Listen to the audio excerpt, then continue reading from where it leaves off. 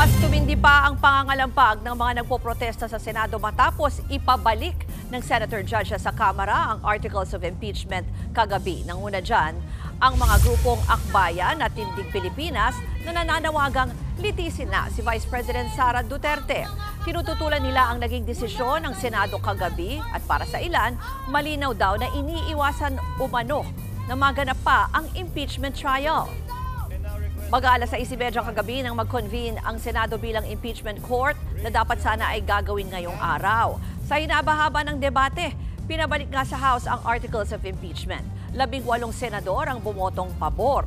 Tumutol naman sina Senator Judges Win Gatchalian, Coco Pimentel, Nancy Binay, Grace Poe at Risa Ontiveros.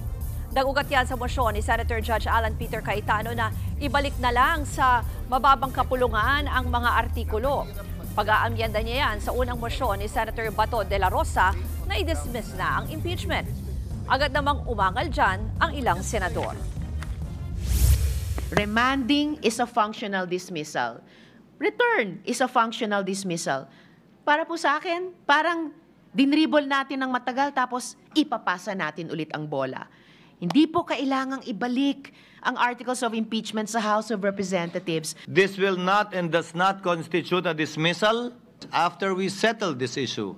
This is in no way a dismissal because we will be issuing summons after this. Mga kapatid, ako po si Ruth Cabal. Maging maalam at may pakialam sa mga may init at rumaratsadang balita sa Frontline Express. Para maging updated sa balitaan, mag-subscribe lang sa social media pages ng News 5.